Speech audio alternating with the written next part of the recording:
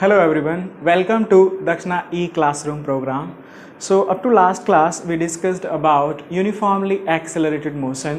तो अपन ने देखा कि जब acceleration constant होता है उस time पे we have like four standard equation of motion. We can use those relations and we see that how with the application of those equations we can get different results in different problems, or different problems can be solved with the help of those equations. But the condition you need to remember here is that जो चार equation of motion अपन ने derive किए हैं, that is valid only when the acceleration is constant. So you need to remember that. In same like topic we are going to see one more case, that is motion under gravity. So what is exactly motion under gravity?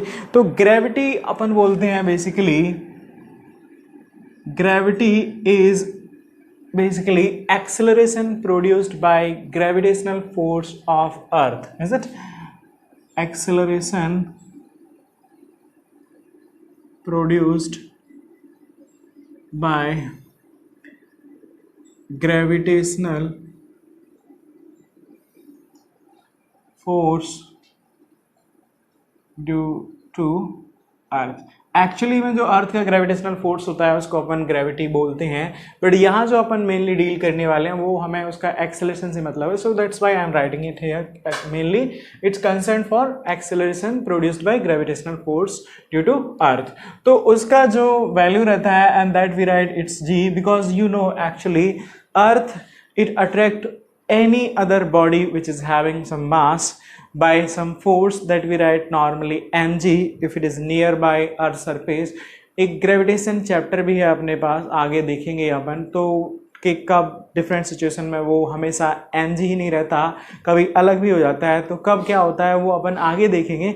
अभी अपन सभी cases में जो deal करेंगे वो यही मान के चलेंगे all objects are lying near by earth surface. तो उस सिचुएशन में जो अर्थ का ग्रेविटेशनल फोर्स है वो सिंपली अपन m into g small g बोल सकते हैं, और acceleration due to that force will be always taken as g. तो उस केस में जो like acceleration due to gravity is it acceleration basically due to this force अपन मान के चलते हैं ये g होता है, जिसकी वैल्यू अपन 9.81 मीटर पर सेकेंड स्क्वायर लेते हैं. For like to simplify the calculation, so many time it will be mentioned in the problem g is also taken as 10 meter per second. So it's sort of like round off value actually is this. So by default you need to consider this one actually unless it's mentioned in the problem. So most of the time it is actually mentioned in the problem, then you can take g is equal to 10 meter per second square.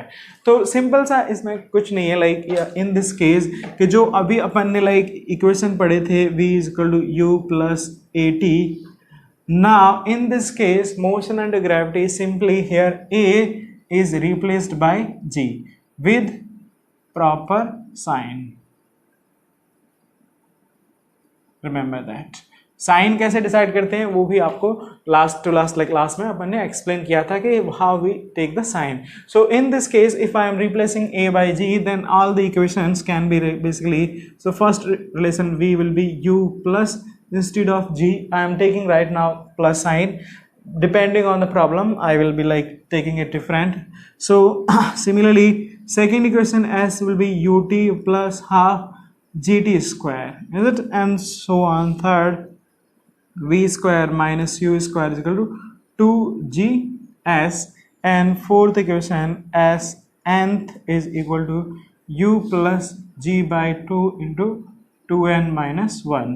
तो simple motion and gravity का मतलब है कि यहाँ पे जो acceleration होगा वो g होगा, that is all, and g की value this is depending on the problem you need to take either 9.81 और 10. तो उस केस में जो भी लाइक प्रॉब्लम होंगे उनको अपन मोशन एंड ग्रेविटी की लाइक टॉपिक के अंदर पढ़ते हैं. So let's solve some application based on it. It's nothing new, it's just same topics, but only the change here we are going to see is acceleration a in normal case is replaced here by g. Okay, so let's solve some problem on it.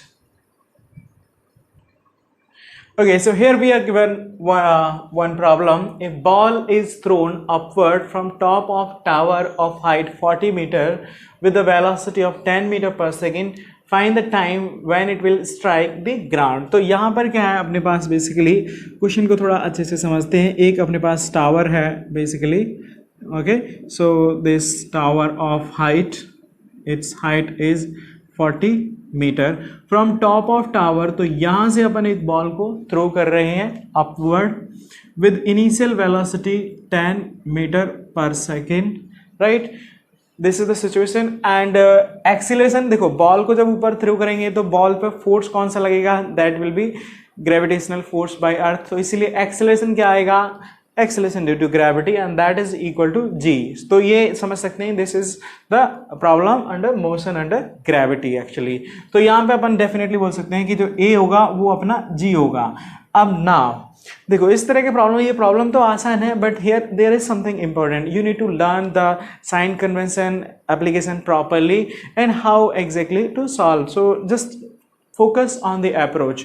तो यहाँ पे मैं दो तरीके से इसको solve like approach कर सकता हूँ. एक तो मैं क्या है कि मैं यहाँ से यहाँ पे क्या कर लेता हूँ, I can set my basically origin here means y equal to 0. इस डायरेक्शन को मैं पॉजिटिव ले लेता हूँ. देखो पॉजिटिव आपको ऊपर लेना है या नीचे लेना है, it's completely up to you. You can take upward as positive also, you can take downward direction as positive. So let me solve it by taking upward as positive. तो मैंने इसको पॉजिटिव डायरेक्शन ले लिया और ये x positive, but x direction की अपन को कोई ज़रूरत नहीं है. और मैंने कोऑर्डिनेट सिस्टम में जो y है मतलब ऑरिजिन है उसको भी यहाँ पे सेट कर दिया. इसको यहाँ सेट करने से अब देखो ये मेरा क्या हो गया, इनिशियल पॉइंट हो गया. तो अब अगर मैं बॉल मेरा ऊपर जाएगा तो मैं क्या करूँगा, displacement I will count that positive. Finally ball जब स्ट्राइक करेगा तो देख सकते हो कि बॉल यहाँ पे चला जाएगा. तो कैन यू जस्ट इमेजिन कि इनिशियल पॉइंट ये है और फाइनल पॉइंट ये है and this is positive direction. तो इसका मतलब क्या होगा, ये नेगेटिव डायरेक्शन हो जाएगा. Remember that, is it. हाँ, अगर मैं यहाँ से लेता हूँ अगर ऑरिजिन, तो उस सिचुएशन में मेरा क्या हो जाएगा, इनिशियल पोजीशन ही मेरे बॉल की 40 मीटर हाइट हो जाएगी. तो यहाँ से लेकर के भी आप सॉल्व कर सकते हो, उसमें भी कुछ भी मिस्टेक नहीं होगा, कोई गलती लाइक कोई गलत आंसर नहीं आएगा. You will get exactly same answer if you are not doing some calculation error. Okay, so let me solve it by this way actually. तो अभी अपन ने क्या किया, मैंने रेफरेंस फ्रेम यहाँ पे सेट कर दिया, ऑरिजिन यहाँ पे सेट कर दिया. इज इट ऑरिजिन अपन ने सेट कर दिया, पॉजिटिव डायरेक्शन को मैंने ऊपर की तरफ ले लिया. So by default this downward is negative basically. Right, तो अब देखो अब अपन क्या लेते हैं, now I will write everything जो भी अपने पास क्वांटिटीज गिवन है विद प्रॉपर साइन. तो u is equal to what, now देखो u क्या है, ऊपर की तरफ पॉजिटिव, तो that's why I will write plus 10 metre per second. Right, next what is acceleration. तो एक्सेलरेशन अब आप देख सकते हो कि ये क्या है, ऊपर की तरफ पॉजिटिव है लेकिन जी तो क्या होगा, नीचे की तरफ लगेगा. तो इसलिए मैं बोल सकता हूँ now I will write it minus see, that you can write minus 10 metre per second square acceleration.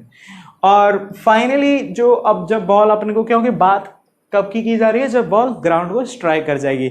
Ground को जब बॉल स्ट्राइक कर जाएगी उस टाइम पर can I say the displacement of the ball will be, so it will be minus because it's down. You can imagine it upward positive, downward negative, so it will be like minus 40 metre will be your displacement. अब पूछा क्या गया है, अब इसमें जो पूछा गया है वो है टाइम कि कब यहाँ पे पहुँच जाएगी. तो अब देखो इसको, ये तो था अपना रियल लाइफ सिचुएशन, एक कंडीशन को डिस्क्राइब कर रखा है. मैथमेटिक्स में देखें तो अपने पास एक इनिशियल स्पीड दे रखी है, एक्सेलरेशन दे रखा है, फाइनल डिस्प्लेसमेंट दे रखा है और टाइम निकालना है. तो इन सभी क्वांटिटीज़ को रिलेट करने वाला कोई रिलेशन आपके पास है क्या? I think yes we have, and yeah, that should come to your mind also directly, and that is this second relation. तो अब अपन क्या करते हैं, second relation को use करते हैं. Okay, so now by second equation of motion, is it? तो अभी वो क्या है अपने पास, s is equal to ut plus half a t square. अब देखो s क्या लिखेंगे, -40, u क्या लिखेंगे, +10 इंटू टी. मान लेते हैं कि t टाइम पे स्ट्राइक कर रहा है. दिस a इज -10, सो मैं लिखूंगा ये माइनस, तो यहाँ पे ये प्लस माइनस हो जाएगा. 2 into t square. Is it clear? So now we need to substitute every term here with proper sign. अब इसको सॉल्व कर देते हैं. एक जीरो से ये कैंसिल कर दिया अपन ने basically. So this is equal to -8 equal to 2t minus t square. This implies t square minus 2t minus 8 equal to 0. ये हो गया अपना. और इसको सॉल्व कर देते हैं. तो इसको जब सॉल्व करते हैं तो then we are getting basically I can write, so this is can be written as t minus t square. You can write it basically minus 4t plus 2t minus 8 equal to 0. Or solving we are getting t minus 2, basically t plus 2 and t minus 4 equal to 0. So we are getting t is equal to minus 2 and t is equal to plus 4. तो देखो -2 actually में time हो नहीं सकता. So the time actually here will be +4. So time after which the ball will strike the ground is 4 seconds. So this is your answer. But still actually this -2 also has some application basically. Importance. That importance is that कि अगर आप इस time को 0 मान रहे हो तो यहाँ पे देखोगे कि यहाँ से ये बॉल को यहाँ तक पहुँचना है. सिंपली ये जो यहाँ से ये हाइट कवर करने के लिए जो इसको टाइम लग रहा है वो 2 सेकेंड है. तो ऐसा भी हो सकता है कि अगर आपने इसको 0 मान लिया तो 2 सेकेंड पहले वो यहाँ से प्रोजेक्ट की जाए तो situation like it will be like reaching here actually. But in this case it doesn't have like much sense. तो इस केस के क्या आंसर लिख देंगे अपन. तो टाइम कितना टाइम लगेगा इसको बॉल को फाइनली यहाँ से ग्राउंड पे पहुँचने के लिए, that is 4 second. So this is your problem. तो यहाँ पे देखो जो आपको ध्यान रखने वाली बात ये है कि आप ऑरिजिन कहाँ सेट कर रहे हो. ऑरिजिन सेट किया है. नेक्स्ट है साइन कन्वेंशन. आप कैसे डिसाइड कर रहे हो whether you are taking upward positive, downward take positive. उसके हिसाब से फिर ये क्वांटिटीज़ का साइन आप प्रॉपरली डिसाइड कर पा रहे हो कि नहीं. Then rest is nothing. Using the standard equation जो भी अपने पास एप्लीकेबल हो सकता है उसको सॉल्व अप्लाई करके सॉल्व करना है mathematics and you will get answer. So this is just one simple application of this motion under gravity. Let's solve few more problem based on it actually. So here we have one more problem. Let's read the problem first.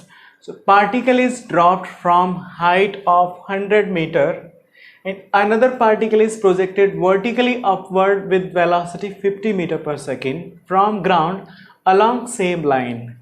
Find the position where two particle will meet. So let's first understand it properly actually. तो यहाँ पे हो क्या रहा है, अपन को जितना समझ में आ रहा है कि एक बॉल कुछ 100 मीटर हाइट से, ये मान लेते हैं 100 मीटर हाइट है, ड्रॉप की जा रही है. अब यहाँ पे देखो ड्रॉप की जा रही है, इसका मतलब एक्चुअली में ये होता है कि इसकी इनिशियल स्पीड 0 है. Initially it is dropped with, dropped का मतलब है कि इसको जस्ट रिलीज कर दिया गया तो उसका इनिशियल स्पीड इस सिचुएशन में 0 है. Another ball same line, along same line, another ball is projected upward with the speed how much, 50 metre per second. तो इस बॉल को 50 मीटर पर सेकेंड, ये u1 और आप इसको u2 भी मान सकते हो इनिशियल स्पीड फॉर बॉल 1 और 2. तो दूसरी बॉल, एक बॉल को यहाँ से प्रोजेक्ट किया गया, दूसरी बॉल को यहाँ से ड्रॉप किया जा रहा है, दोनों सेम लाइन के अलोंग. ये इंफॉर्मेशन है.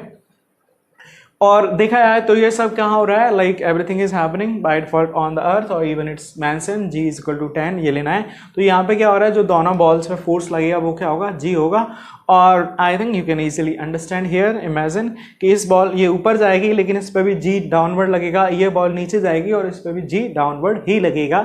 तो दोनों बॉल्स के लिए देखेंगे तो g क्या होगा, डाउनवर्ड लगेगा. Okay, so this is the situation. अब अपन को पूछे तो इसमें क्या होगा कि ये नीचे से गिरना शुरू कर, मतलब ऊपर से गिरना शुरू करेगी, ये नीचे से ऊपर जाएगी और मे बी शायद यहाँ पे कहीं दोनों बॉल मीट करेंगे.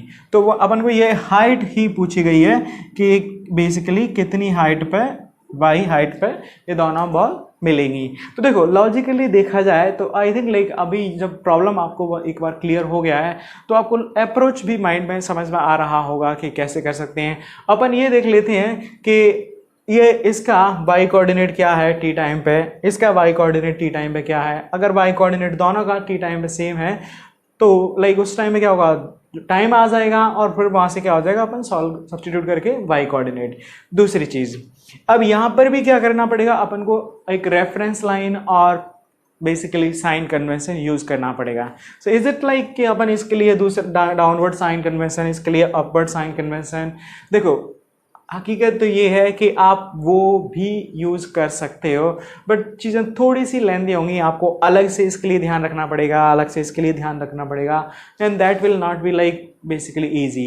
इट्स ऑलवेज बेटर कि दोनों पूरे को अपन एक सिस्टम मान लेते हैं, पूरे के लिए एक ही अपना साइन कन्वेंशन, एक ही ओरिजिन सेट कर देते हैं। तो इस केस में आसानी होगा कि मैं यहाँ पे क्या करता हूँ, इसको ओरिजिन ले लेता हूँ, and let's say this is my upward is my positive direction, so positive direction is upward, और ये एक्स एक्सिस पॉजिटिव, इसकी हालांकि अपन को कोई ज़रूरत नहीं है।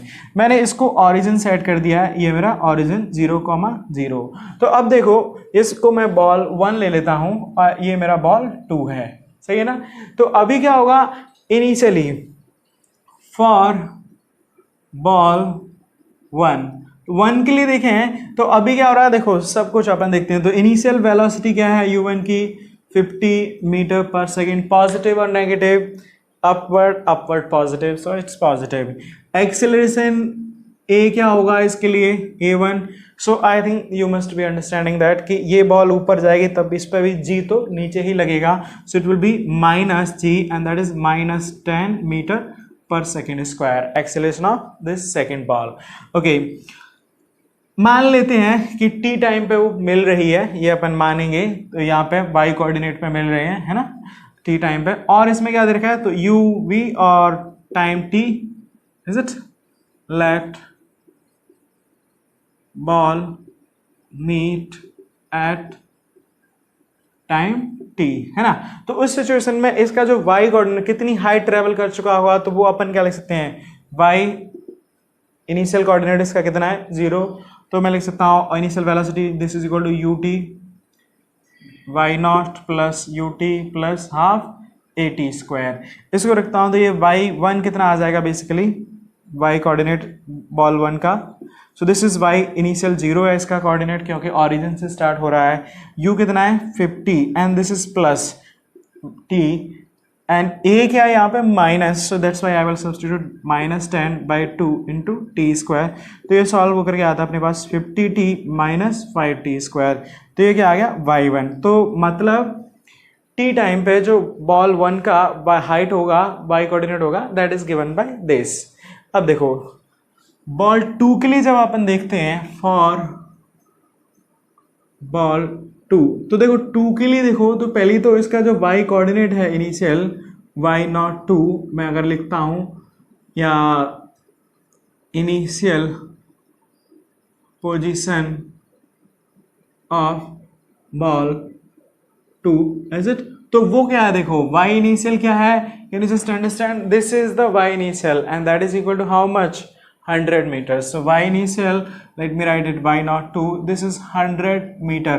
Positive or negative, it's basically origin ऊपर की तरफ है, so definitely it's positive. Initial speed of ball 2 0, acceleration of ball 2, तो वो कितना हो जाएगा। अब देखो बॉल 2 नीचे गिर रहा है, दैट्स राइट, वेलोसिटी इसकी नीचे की तरफ होगी, एक्सेलरेशन भी नीचे की तरफ होगा, तो क्या इसका मतलब कि इसका एक्सेलरेशन अपन को पॉजिटिव लेना चाहिए, नहीं, क्योंकि एक्सेलरेशन की डायरेक्शन अपन बॉल के मोशन की डायरेक्शन से नहीं डिसाइड करते हैं, वो अपन ये पॉजिटिव नेगेटिव किसको लिया है उसके हिसाब से अपन साइन इसका डिसाइड करेंगे। एक्सेलरेशन मतलब फोर्स तो जी की वजह से नीचे ही लग रहा है, बट उसका जो साइन होगा वो इसके बॉल के मोशन की डायरेक्शन से नहीं आएगा, वो जो कन्वेंशन अपन ने लिया है उसके हिसाब से आएगा। तो यहाँ पे भी क्या होगा, ये -g, बिकॉज यहाँ पे बॉल नीचे आ रही है लेकिन ऊपर की तरफ पॉजिटिव लिया है और इसका एक्सेलरेशन भी नीचे की तरफ है, तो नीचे मतलब माइनस, तो -g मतलब -10 मीटर पर सेकेंड स्क्वायर। अब देखो यहाँ पे भी t टाइम पे इसका y कोऑर्डिनेट लिख लेते हैं, सो coordinate you can write or of ball 2 at time t, तो ये मैं क्या लिख सकता हूँ, y2 is equal to y0 2 plus u0 into t plus half a into t square. तो y2 आ जाएगा अपने पास, ये है 100 मीटर, u0 a हो गया -10/2 इंटू टी स्क्वायर। तो अपने पास फाइनली आ जाता है this is 100 minus 5t square. Okay, now for the given condition particle will meet, कब मीट करेंगे? जब इसका y कोऑर्डिनेट इसका और इसका t टाइम पे सेम हो जाएगा, is it? So condition for both balls to meet, इसके लिए मैं लिख सकता हूं y1 should be equal to y2 and this implies y1 is 50 minus 5t square, 50t minus 5t square should be equal to this is 100 minus 5t square। इसको solve करते हैं तो ये तो कैंसिल हो गया और 50 तो यहाँ से मतलब अपने पास आ गया t is equal to 2 second. तो ये टाइम आ गया कि कौन से टाइम पे एक्चुअली दोनों बॉल्स मिलेंगी। अब वो टाइम रख देते हैं, किसी भी इसमें रख देते हैं या इसमें रख देते हैं, तो अपने पास क्या आएगा, दोनों y कोऑर्डिनेट आ जाएंगे जो कि एक ही है। Is it? So the height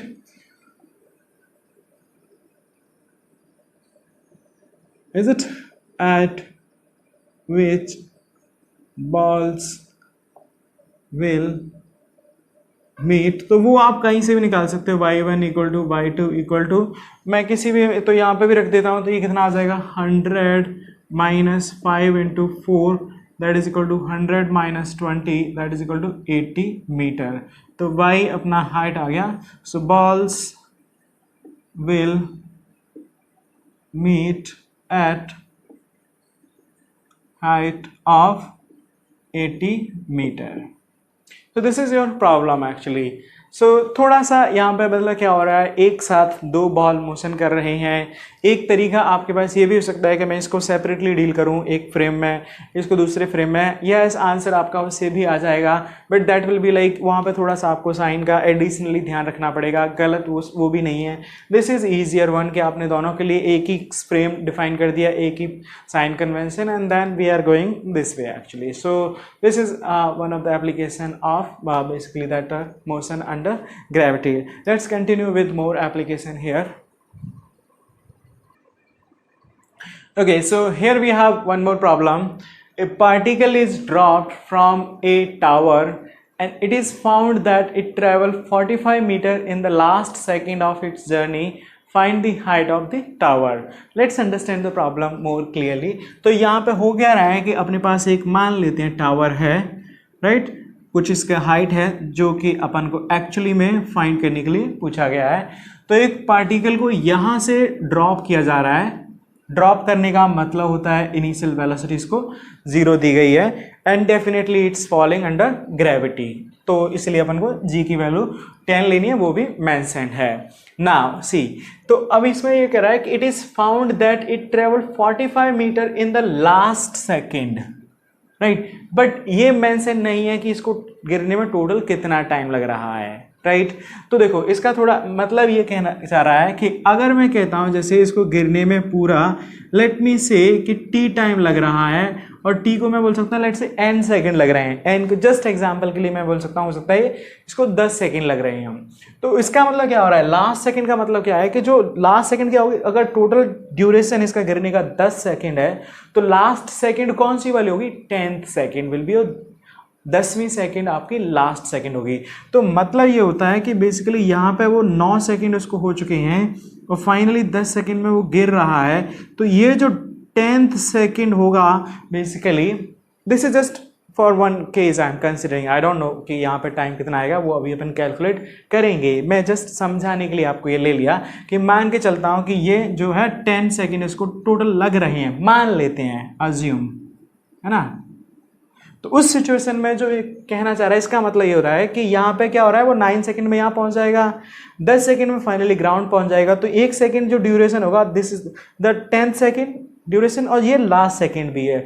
तो इस सेकंड में जो डिस्टेंस ट्रेवल कर रहा है वो अपना दे रहा है कितना, 45 मीटर। तो अब देखो यहाँ पे अपने पास करते क्या है, nth सेकंड अगर मैं मानता हूँ इज द लास्ट सेकंड, मतलब टोटल मान लेता हूँ, late total time of fall is t equal to n second, then nth second is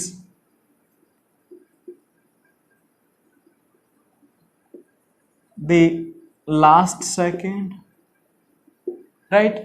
और nth सेकेंड में अपन को डिस्प्लेसमेंट का रिलेशन मालूम है, we know as displacement in nth second is equal to u plus a by 2 into 2n minus 1, right. अब देखो यहाँ पे क्या हो रहा है, ये डिस्प्लेसमेंट अगर मैं साइन कन्वेंशन के साथ जाता हूँ तो मैं मान लेता हूँ कि डाउनवर्ड ही मैं पॉजिटिव ले लेता हूँ, इसको आसानी होगी एक्चुअली में। तो उस सिचुएशन में अपने पास u क्या है, ये तो जीरो ही है, a क्या हो जाएगा basically plus 10 metre per second square. Remember that this time I am taking downward as my positive, और ये यहाँ से यहाँ जाएगा तो वो डिस्प्लेसमेंट भी क्या होगा, s will be also your plus 45 metre, ये भी पॉजिटिव होगा। तो अब इस रिलेशन को यूज करते हैं, इसमें वैल्यू रख देते हैं। तो एस nth कितना है 45 मीटर बराबर u कितना है 0, a कितना है 10 by 2, this is 2n minus 1, this is the displacement in nth second. इसको सॉल्व करते हैं तो ये 5 हो गया एंड दिस इज 9 हो गया। तो अपने पास सॉल्व करके आ गया 9 equal to 2n minus 1 and this implies, ये इधर 10 हो जाएगा एंड इज इक्वल टू 5। तो मतलब ये हुआ कि जो nth सेकेंड है, लास्ट सेकेंड है, वो 5 है। तो मतलब total time of journey, total time of falling, because remember this carefully, nth second मैंने माना है कि टोटल n सेकेंड लग रहा है और n मैंने यहाँ पे क्या ले लिया last second, nth second is the last second, क्योंकि यहाँ पे लास्ट सेकेंड की बोल रखा है। लास्ट सेकेंड में अपन को डिस्प्लेसमेंट दे रखा है तो अपन ने ये मान लिया कि nth वो कौन सी वाली सेकेंड है। तो यहाँ से अपने पास आंसर आ रहा है n इज इक्वल टू 5, सो मतलब fifth is the last second. तो इसका मतलब ये हो गया टोटल टाइम ऑफ फॉइलिंग कितना हो गया, t is equal to 5 second. तो अब अपने पास क्या है, u is equal to 0, a is equal to plus 10 और time of falling is 5 second. तो इतने 5 सेकेंड में जितना भी ये बॉल गिरा होगा that will be the height of tower, I can definitely say that. तो इसीलिए अब अपन निकाल सकते हैं height of tower is given by h is equal to u is 0 into t plus half a into t square. तो h की value कितनी आ गई 0 प्लस ये भी 5, so 125, so height of the tower is 125 meter. This is your problem, right? So this was all about uniformly accelerated motion, मतलब कि जहाँ पे एक्सेलरेशन अपना कांस्टेंट था उस सिचुएशन में अपन को different like scenarios, different problem like दिए जाते हैं, कंडीशन दिए जाती हैं and different things are asked in the problem. तो in that case uniformly accelerated motion means acceleration is constant. उस सिचुएशन में अपने पास 4 इक्वेशन होती हैं, उन इक्वेशन को यूज़ करके अपन प्रॉब्लम को सॉल्व कर सकते हैं। तो अपन ने कुछ एग्जाम्पल देखे। इन the last of this basically chapter we will see few more cases, there are many different possible cases basically। तो आप जितने ज़्यादा टाइप्स के एग्जाम्पल सॉल्व करोगे उनको थोड़ा memorise method like technique not problem, जितने ज़्यादा अलग अलग तरीके आप मेमोराइज करने की कोशिश करोगे then you will have different approach in your mind whenever you are seeing even new problem I like जो आपने पहले कभी नहीं किया, then also you will be in position to approach और to basically solve that problem. So for that solve as many problem as you can, let's go on the next topic and that is your non uniformly accelerated motion. तो non uniformly accelerated motion का I think मतलब अभी आपको समझ में आ जाना चाहिए, because अभी तक अपन ने यूनिफॉर्मली एक्सेलरेटेड मोशन पढ़ लिया है। तो यूनिफॉर्मली एक्सेलरेटेड मोशन का मतलब था कि जहां एक्सेलरेशन कांस्टेंट, तो डेफिनेटली नॉन यूनिफॉर्मली का मतलब क्या हो गया, when acceleration is not constant. So in this case this implies when acceleration is not constant, उस सिचुएशन को लाइक जो भी मोशन होगा जहाँ पे एक्सेलरेशन अपना कांस्टेंट नहीं है उसे अपन नॉन यूनिफॉर्मली एक्सेलरेटेड मोशन की कैटेगरी में ड्रॉप करते हैं। So now the point is कि नॉन यूनिफॉर्मली एक्सेलरेटेड मोशन है, एक्सेलरेशन कांस्टेंट नहीं है, तो जो 4 इक्वेशन अपने पास थी वो तो अब यहाँ पे किसी काम की नहीं है। So remember that it's very important कि अगर किसी प्रॉब्लम में एक्सेलरेशन कांस्टेंट नहीं है और फिर भी अगर आपने वो 4 इक्वेशन में से किसी को भी यूज़ किया, definitely you are going to get wrong answer. So remember this point कि जहाँ भी एक्सेलरेशन आपका नॉन यूनिफॉर्म आ जाए, मतलब वहाँ वो इक्वेशन कोई काम की नहीं है, तो वो यूज़ नहीं करनी है। नेक्स्ट पॉइंट ये आता है कि अगर ऐसा है तो उसको कैसे सॉल्व करेंगे, उस सिचुएशन को, उस तरह की प्रॉब्लम को हम कैसे डील करते हैं। तो पहले तो ये देखते हैं कि नॉन यूनिफॉर्मली एक्सेलरेटेड मोशन का मतलब कि एक्सेलरेशन कांस्टेंट नहीं है, तो मतलब क्यों नहीं है, मतलब कौन सी चीज़ों के हिसाब से वो बदल सकता है एक्सेलरेशन, इज इट। सो जैसे यहाँ पे अपने पास जो पैरामीटर हैं वो क्या है, acceleration, velocity, displacement and time, यही सब पैरामीटर है। Initial velocity, final velocity, displacement, position, initial final position, time and so on. तो मतलब ये अपने पास बेसिकली 4 पैरामीटर्स नॉर्मली होते हैं इस तरह के जो मोशन वाले प्रॉब्लम है। तो अब बदलने का कांस्टेंट नहीं है, इसका मतलब बदल रहा है, तो बदल रहा है तो मतलब किसी दूसरी क्वांटिटी के हिसाब से बदल रहा होगा, तो उस हिसाब से देखा जाए, so means then acceleration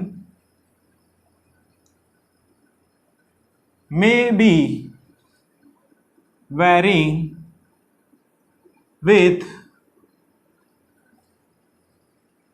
v, s और t। मतलब कि एक्सेलरेशन इनमें से कोई भी, क्योंकि एक्सेलरेशन एक तो खुद क्वांटिटी है, तो इनमें से किसी भी क्वांटिटी के हिसाब से बदल सकता है। इसको अगर मैं मैथमेटिकल टर्म्स में बोलूँ तो मेरा जो एक्सेलरेशन है that might be a function of velocity, acceleration might be a function of position, इसको अपन जनरली x भी लिख लेते हैं, आसान होता है, हालांकि s भी हो सकता है, कोई प्रॉब्लम नहीं है। और acceleration might be a function of time. तो एक्सेलरेशन हो सकता है तुम्हारा टाइम के हिसाब से बदल रहा हो, एक्सेलरेशन हो सकता है पोजीशन के हिसाब से बदल रहा हो, मतलब डिस्प्लेसमेंट के हिसाब से, और एक्सेलरेशन हो सकता है वेलोसिटी का फंक्शन हो, मतलब वेलोसिटी चेंज हो रही है उस हिसाब से एक्सेलरेशन चेंज हो रहा है। तो 3 पॉसिबिलिटी अपने पास बनती हैं। अब देखो प्रॉब्लम ये जो होंगी नॉन यूनिफॉर्मली एक्सेलरेटेड मोशन वाली प्रॉब्लम, वहाँ पर भी पूछा वही जाएगा कि या तो तुम्हें इनिशियल वेलोसिटी दे दी जाएगी, फिर फाइनल वेलोसिटी पूछ ली जाएगी थोड़े टाइम के बाद या थोड़ी दूरी ट्रेवल करने के बाद, या फिर मतलब तुम्हें इनिशियल वेलोसिटी पता है, वेलोसिटी का फंक्शन दे दिया गया है, एक्सेलरेशन पूछा जाएगा जब वेलोसिटी कुछ फाइनल हो जाएगी उस टाइम पे कितना डिस्प्लेसमेंट होगा। तो मतलब यही अल्टीमेटली 4 क्वांटिटी हैं, इन्हीं में से कुछ आपको दे दी जाएंगी, बाकी जो है क्वांटिटी आपको पूछ ली जाएगी कि ये है तो दे रखा है तो वो क्या होगा। I mean like that is the problem. So next point is then how we deal with such cases. Okay, so nothing to worry about that here.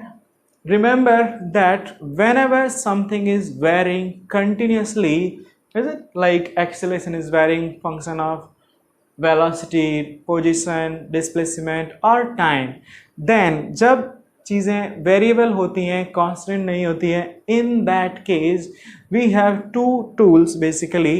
One is differentiation, another is integration. वो दोनों चीज़ें हमें बहुत help करती हैं और उनकी help से ही अपन इस तरह के प्रॉब्लम्स को भी सॉल्व कर सकते हैं। So now for this case when acceleration is not constant, your friend which is going to help you a lot is either integration और differentiation। exactly कौन सा होगा वो प्रॉब्लम टू प्रॉब्लम डिपेंड करेगा, और अभी अपन कुछ केसेस देखेंगे तो उस हिसाब से आपको क्लियर भी हो जाएगा कि कब कौन सा रिलेशन कहाँ यूज करना है। Okay, so let's continue here with like one case, then we will talk कि उस केस में अगर ये दिया है तो बाकी चीज़ें अपन कैसे निकाल सकते हैं। सो let me start with this case F of T, is it. So case 1, when acceleration is a function of time. ठीक है ना। तो अभी आप ध्यान से समझो यहाँ पे कि क्या चीज़ दे रखी होती है, जब इस तरह का प्रॉब्लम आएंगे क्या पूछा जाएगा, कैसे डील करना है। सो pay attention, listen it carefully. तो इस सिचुएशन में होता क्या है कि आपको एक्सेलरेशन कुछ फंक्शन ऑफ टाइम ऐसे दे दिया जाता है, ठीक है ना। और अब आपको वेलोसिटी, डिस्प्लेसमेंट अलग अलग टाइम है, तो यहाँ पे जो अपना इनपुट वेरिएबल रहेगा वो क्या रहेगा basically, that is t, is it input variable, और you can write basically here independent variable.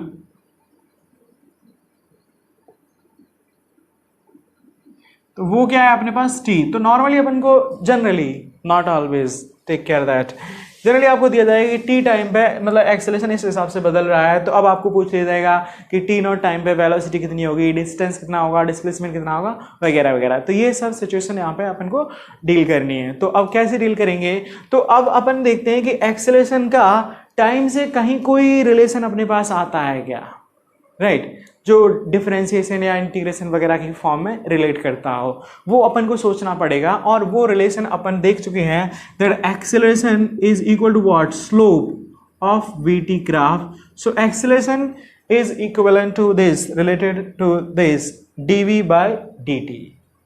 Is it clear? Acceleration क्या लिखते हैं अपन, dv बाई dt। तो यही इसी को, जब ये एक्सेलरेशन है, ये भी रिलेशन है, तो ये क्या हो जाएगा अपना f ऑफ t हो जाएगा, करेक्ट ना। नेक्स्ट केस यहां पे, अब इसको अपना ये रिलेशन अपन को सोचना पड़ेगा, जो कि आसान है। एक बार आप प्रैक्टिस कर लोगे, आप देख लोगे, तो next time automatically it will strike in your mind actually. So this is the relation actually. तो दिस इज एक्सेलरेशन इसके बराबर, तो मतलब ये भी इसके बराबर है। अब यहाँ से अपन क्या कर सकते हैं, देखो वेलोसिटी पे, एक्सेलरेशन से वेलोसिटी पे शिफ्ट कर सकते हैं, मतलब हम वेलोसिटी फंक्शन ऑफ टाइम निकाल सकते हैं। तो वो कैसे आएगा, बेसिकली मैं इसको कर देता हूँ, dv बराबर हो जाता है f of t into d T. अब इस सिचुएशन को, इसको सॉल्व करने के लिए अपने पास तरीका होता है, दैट इज मतलब ये क्या है, डिफरेंशिएशन है। अब डिफरेंशिएशन का उल्टा करके अपन को v निकालना है, और आपको याद होगा कि डिफरेंशिएशन का उल्टा क्या होता है, इंटीग्रेशन। तो डेफिनेटली तरीका ये है कि डिफरेंशिएशन का उल्टा करना है, तो ये dv को इधर रखो, इसको इधर मल्टीप्लाई कर दो, तो टी वाली सभी टर्म्स इधर आ जाएंगी। और ये डिफरेंशिएशन में था, तो निकालना अपन को v है, तो मतलब इसका उल्टा करना, उल्टा करने का मतलब अब अपन को क्या करना पड़ेगा, इंटीग्रेशन। तो इसलिए अपन क्या करेंगे, integration. Another important point here actually, तो अपने पास रिलेशन ये आ गया that dv is equal to f of t into d t integration.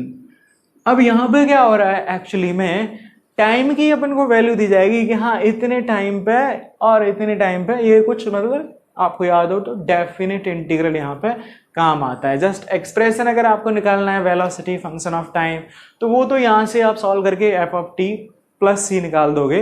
But कभी कभी अपन को अगर एग्जैक्टली न्यूमेरिकल वैल्यू पूछी गई है एक दूसरे मोमेंट पे, तो उसके लिए हमें कुछ ज़रूरत भी होती है, क्योंकि आपको याद हो तो अगर वैल्यू निकालनी है then we have to solve it definite integral. और डेफिनेट इंटीग्रल के लिए क्या चाहिए अपन को, लिमिट्स चाहिए होती हैं, is it, to find the numerical value, this means will be solved by definite integral। और डेफिनेट इंटीग्रल के लिए अपन को चाहिए होती हैं लिमिट्स, मतलब lower limits and upper limit.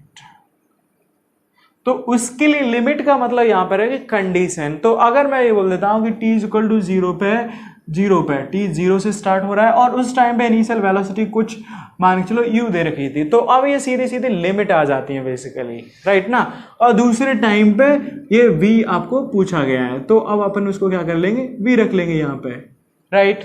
तो इसको मैं लिख देता हूं, ये u से v dv, और ये हो गया f of t dt।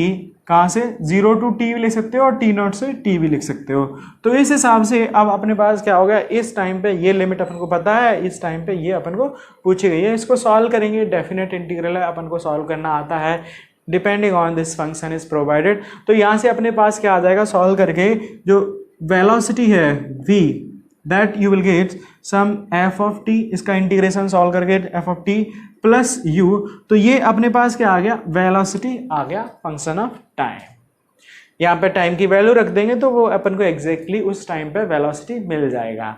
Okay, सो मतलब ये हुआ कि अभी अपन एक स्टेप आगे बढ़ गए, हमें एक्सीलरेशन दिया था फंक्शन ऑफ टाइम, और यहाँ से अब अपने पास वेलोसिटी एक फंक्शन ऑफ टाइम आ चुका है। अब जो भी टाइम के लिए वैल्यू अपन को पूछा जाएगा वो वैल्यू यहाँ पर रख देंगे, उस टाइम पे पार्टिकल की वेलोसिटी इस केस के लिए कितनी होगी वो अपन यहाँ से निकाल सकते हैं। ऐसे ही अब अगर पूछ लिया जाता है डिस्टेंस और पोजीशन और डिस्प्लेसमेंट, तो उसके लिए क्या करेंगे, तो उसके लिए हमें यहाँ से रिलेशन आता है, अगर आपको याद हो तो, if you are able to relate that v is equal to ds by dt, इस तरह से रिलेटेड होता है। तो एग्जैक्टली सेम तरीका जो यहाँ फॉलो किया था वही अपन यहाँ फॉलो करेंगे, बस सिचुएशन थोड़ी सी अपने पास अलग हो गई है। तो अब अपन के टू गेट डिस्प्लेसमेंट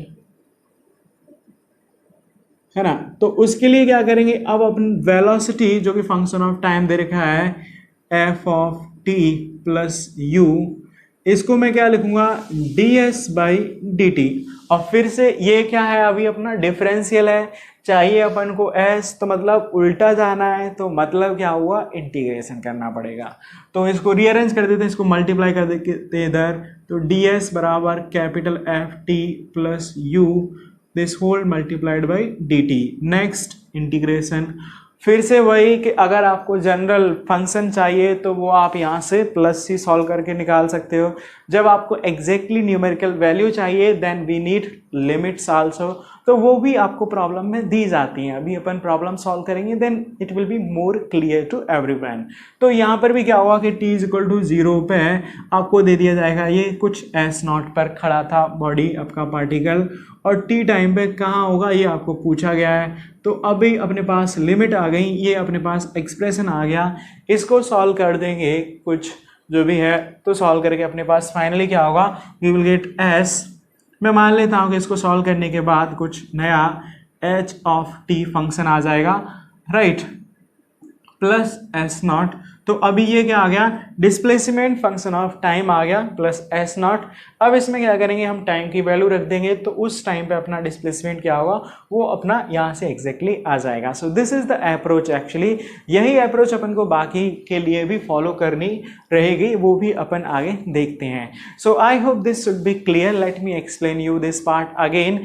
इस केस में होता ये है, it's non uniformly accelerated motion, मतलब एक्सेलरेशन आपका कांस्टेंट नहीं है। कांस्टेंट नहीं है इसका मतलब ये होता है कि वो चेंज हो रहा है, तो किसी दूसरे वेरिएबल के हिसाब से या किसी दूसरी क्वांटिटी के हिसाब से वो बदल रहा होगा। तो उसमें अपने पास तीन पॉसिबिलिटी होती हैं कि एक्सेलरेशन इसके हिसाब से बदल सकता है, इसके हिसाब से बदल सकता है, या फिर इसके हिसाब से बदल सकता है। मैथमेटिकल टर्म्स में उसी को मैं बोल सकता हूँ, either acceleration will be function of velocity, position और टाइम।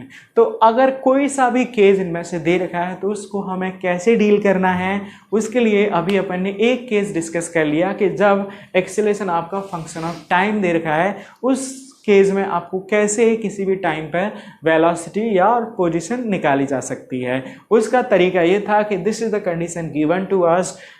अब इसको हम रिलेट करते हैं बाकी जो रिलेशन अपन को जो क्वांटिटी चाहिए उससे, जैसे वेलोसिटी मेरे को अब यहाँ से निकालने का है, तो एक्सेलरेशन का रिलेशन डिफरेंशियल फॉर्म में ये होता है, और ये इसके बराबर है तो एक्सेलरेशन ही है, तो ये इसके बराबर भी होगा।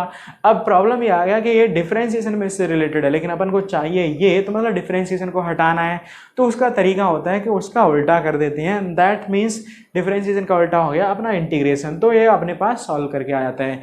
नेक्स्ट पॉइंट ये बचता है कि ये तो क्या हो गया, अपना इंडेफिनिट इंटीग्रल है, तो यहाँ से हम सॉल्व करेंगे तो क्या आएगा, अपने पास जो वेलोसिटी है वो नया function of time plus some c आ जाएगा।